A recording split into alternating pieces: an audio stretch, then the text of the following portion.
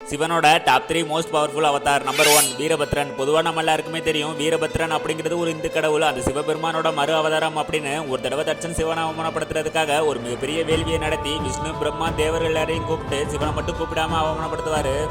இதனால பார்வதி தேவியோட மறு அவதாரமா இருந்த சதி தேவி அந்த யாகத்தியில அங்கேயே விழுந்து இறந்துடுவாங்க. இதெல்லாம் தெரிஞ்ச சிவபெருமான் பயங்கர கோபத்தோட தன்னோட சடாமுடியில இருந்தும் நெற்றிக்கண்ணோட நெருப்புல இருந்தும் வீரபத்ரனை உருவாக்கி தட்சன் அளிப்பாரு.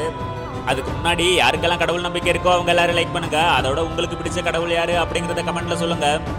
நம்பர் 2 காலபைரவர். ஒரு தடவை பிரம்மலோகத்துல வாழ்ந்த ஒரு தேவதை கடவுள்களே யார் சிறந்த ஒரு கடவுள் அப்படின்னு கேட்டிருப்பாங்க. அப்ப பிரம்மாவும் விஷ்ணுவும் தான் தான் அப்படின்னு சொல்லும்போது தேவ முனிவர்களும் அதிபதிகளும் இந்த பிரபஞ்சத்தோட ஆதி கடவுளாகவும் காலத்தை கட்டுப்படுத்துற ஒரு கடவுளாகவும் இருக்கிறது சிவன் தான், அவர் தான் சிறந்த ஒரு கடவுள் அப்படின்னு சொல்லியிருக்காங்க.